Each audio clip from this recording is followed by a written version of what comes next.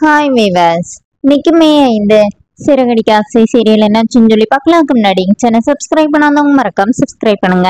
இன்னைக்கு என்ன அப்படின்னு சொல்லி பார்த்தீங்கன்னா, அண்ணாமலை கையில வந்து அந்த கயிறை கட்டிட்டோன்னே இப்போ அண்ணாமலை வந்து அதை கெட்டக்கூடாதுன்னு சொல்லிட்டு விஜய் இது பண்ணும்போது முத்து ஏன்னு கேட்குறாருல.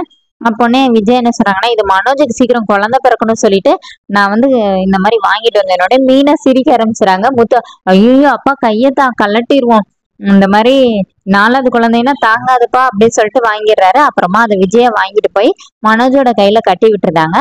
கொஞ்ச நேரத்துல ரோஹிணி வந்து அவங்களும் அடுத்த கையில கட்டி விடுறாங்க.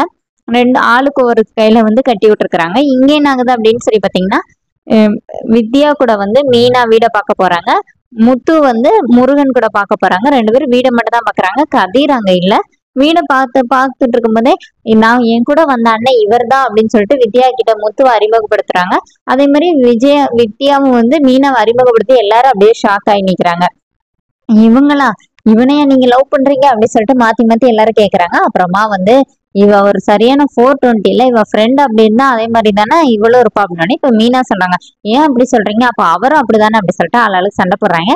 அப்புறமா முருகனும் வித்யாவும் வந்து இல்ல நீங்க 2 பேரும் எங்களுக்காக சண்டை போட வேண்டாம், நாங்க ஒருத்தரை புரிஞ்சுக்கிட்டோம் அப்படின்னு சொல்லி பேசிட்டு அப்புறமா வீடு சூப்பரா இருக்கு அப்படின்லாம் பார்த்துட்டு இங்க வந்துடுறாங்க. இங்க வீட்டுல என்ன ஆகுதுன்னா, ரோஹிணி வந்து அயன் பண்ணிட்டு இருக்கும்போது ஐயோ மனோஜோட சட்டை மேல இருக்குதுன்னு சொல்லிட்டு இப்ப எடுக்க போறாங்க.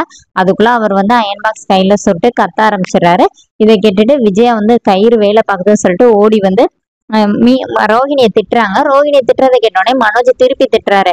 ஏமா சும்மா தேவையில்லாம இப்ப இங்க இருந்து திட்டிட்டு இருக்கிறீங்க, நான் வந்து ஷோரூம் போகணும்ல, வெளியில போங்க அப்படின்னு என்னையாட வெளியில போக சொன்னா அப்படி சொல்லிட்டு விஜயாவால தாங்கவே முடியல.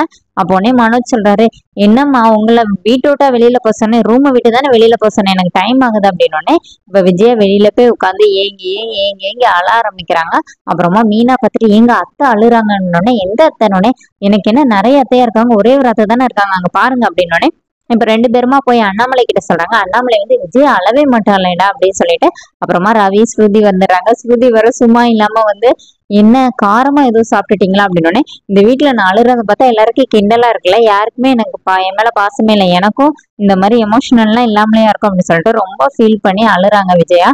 அதோட என்னோட எபிசோட் எண்ட் பண்ணிட்டாங்க. நாளைக்கு என்ன அப்படின்னா விஜயா பார்வதி வீட்டுல உட்காந்துருக்குறாங்க. அப்ப சிந்தாமணி வந்து இந்த மாதிரி உங்க பையன் இன்கம் டேக்ஸ் ஆபீசர் மாதிரி எங்க வீட்டுக்கு வந்து காசு எடுத்துட்டு போயிட்டான் அப்படின்னோடனே இப்ப விஜய் என்ன சொல்றாங்கன்னா, ஆமா நீங்க அந்த பூ கட்டுறவ கிட்ட இருந்து பணம் அடிச்சீங்கன்னா பொண்டாட்டி பணத்தை அடிச்சா புருஷன் என்ன பார்த்துட்டு இருப்பானோடனே என்ன மேடம் என்ன நீங்க இப்படின்னா பேசுறீங்க அப்படிங்கிற மாட்டேன், என்ன மாஸ்டர் நீங்க இப்படிலாம் பேசுறீங்க அப்படின்னு சொல்லிட்டு சிந்தாமணி கேக்குறாங்க.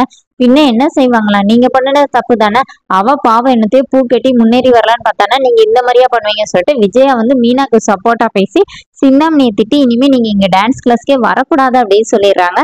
அதோட என்னோட எபிசோட் ரன் பண்ணியிருக்காங்க. தேங்க்யூ.